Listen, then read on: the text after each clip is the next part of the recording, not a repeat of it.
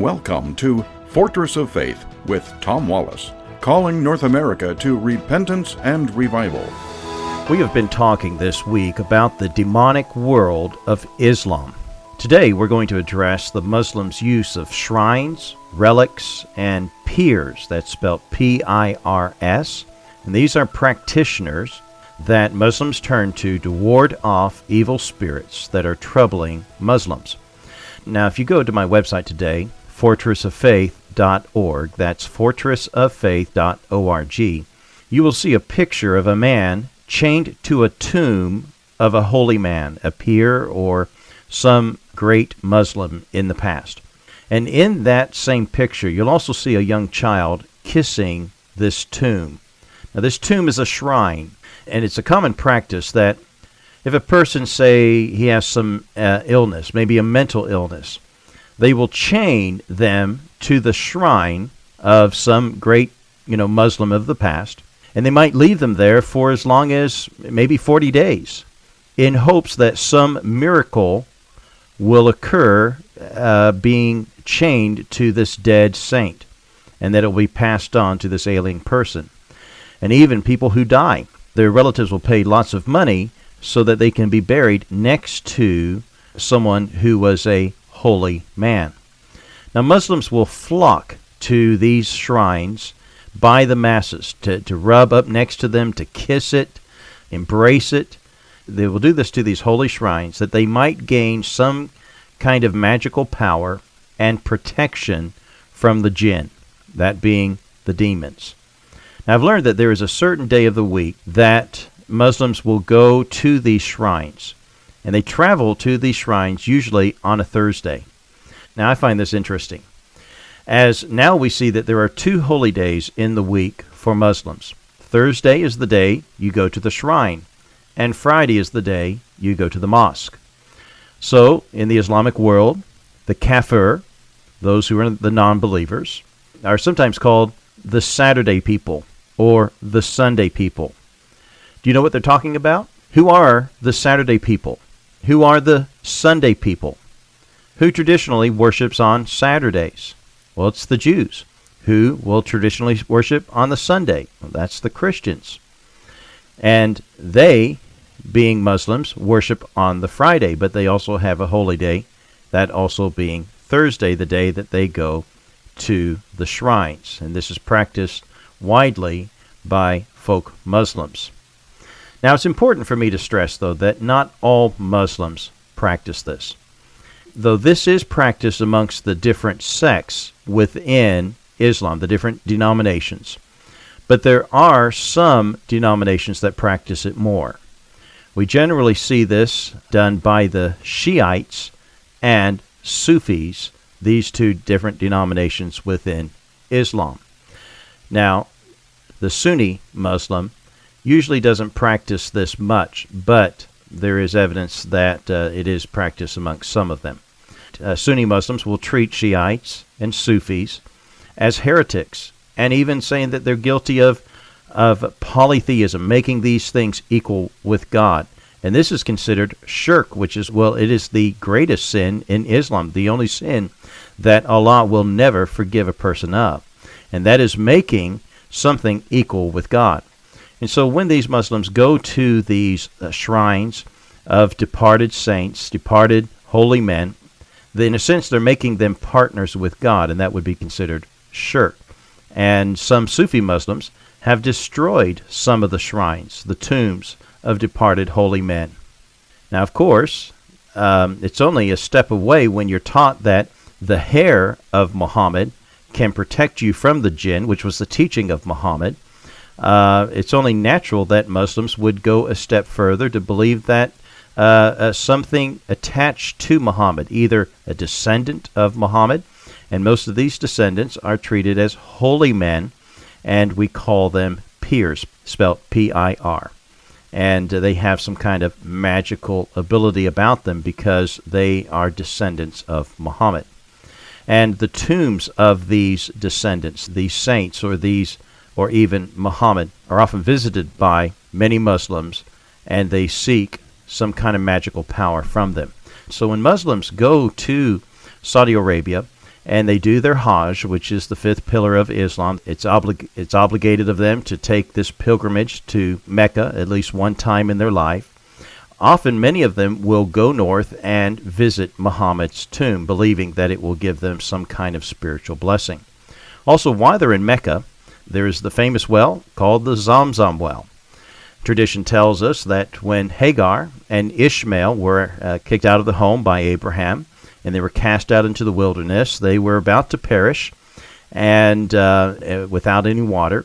And as tradition goes, Hagar ran back and forth 7 times between the 2 hills. And there's different versions of what happened next. Either it was Ishmael that kicked the ground with his heel and water sprang up, or it was the angel Gabriel that did it. But nevertheless, this source of water was found, and this is still today considered, that location is what we now call the Zamzam well. And many Muslims believe that it is holy water and that it has healing properties. And when Muslims prepare to return back home from their Hajj, they often buy jerry cans, these 5-gallon containers that's usually used for transporting fuel. They'll fill these jerry cans up with Zamzam water, and they'll send them back home with their luggage. Now, missionaries have witnessed the airport baggage claim at airports, the conveyor belts being filled with these jerry cans as Muslims are returning back from the Hajj, bringing their miracle water, their holy water, the Zamzam water, back to their friends and family so that they can use it for its magical purposes.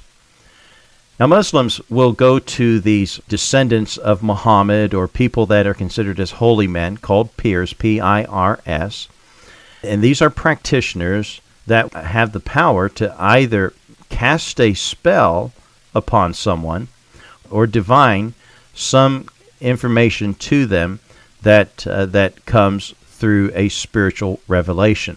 For example, if a person wanted to know what the sex of their baby is, they'll go to a pir and pay them their money, and the pir will divine to them whether it's going to be a boy or a girl. Or if they want to find out who's responsible for something bad happening to them, and they'll go to the pir and pay him their money, and he will go through his ceremonial actions and divine to them who did it. Now, one of the things that the pir might do in order to, let's say they want to find out who's responsible for the bad fortune that they're experiencing, what the pir might do is he might grab the prayer beads. Now, the prayer beads have 99 beads. They're very similar to the rosary that you see amongst the Catholics. And each bead represents one of the 99 names of God. And so Muslims will use these prayer beads, and they'll go through the 99 names of God. To divine who's responsible for this bad fortune, they'll take a name of a suspect, and the pir will give some kind of incantation. He might, repeat one of the verses out of the Quran or something there. And then he'll pick up the prayer beads and select a bead at random. And then he'll work his way back up to the front and say yes, no, yes, no, yes, no for each bead that he passes through his finger. And when he gets to the end, if it lands on no, then that person is not responsible for this bad deed. Or he might go yes, no, maybe, yes, no, maybe, yes, no, maybe, whatever. And then they'll go through a list of names until they find the guilty culprit. Or another thing that they might do is they might take a fresh egg and place it in the middle of a napkin. And then there'll be a list of suspects, and they'll call out a name, and the pir will twist the napkin. And each twist, he makes the napkin tighter and tighter and tighter, and eventually it's going to get too tight, and it will break the egg that's inside the napkin. And so when a name is called out and the twist is made and it breaks the egg, well, then we found our guilty person. Now, the pir sounds a lot like a witch doctor in many ways, doesn't it? You see, this is the use of the occult in mysticism in Islam. They're filled with superstition, and the Muslim world is riddled with these practices. And if you haven't noticed, some of these things we've talked about are not really exclusive to just the Muslim world. But we see this also in some parts of the Christian world. For example, the prayer beads sound similar to the rosary. The Zamzam water sounds similar to holy water. Wearing of amulets to bring good luck sounds similar to some Christians wearing charms or necklaces that have might have the cross on it, or a saint of some kind. The praying to the dead, being close to relics and shrines, again similar to some practices that we see in some areas of the Christian world. What are we talking about?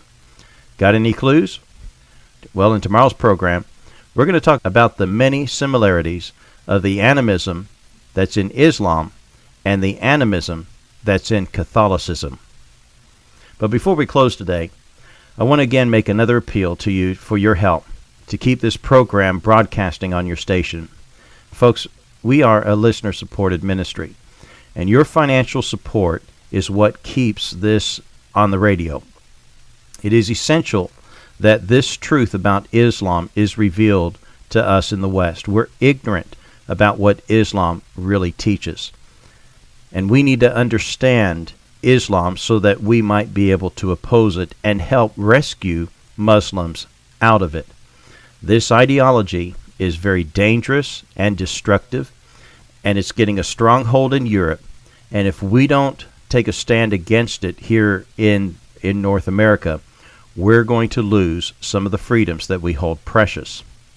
And so it's our desire not only to keep this on the radio in your area, but also to expand this message onto other radio stations. Now you can help us resist Islam and help us rescue Muslims by supporting this ministry, Fortress of Faith. So today, please consider being a regular donor to this ministry. There's a few ways you can do that. Number one, you can do it by giving safely online. Simply go to fortressoffaith.org, and you'll find the donate button. Click on that, and you'll have a choice of either to give a one-time donation or set up a regular donation.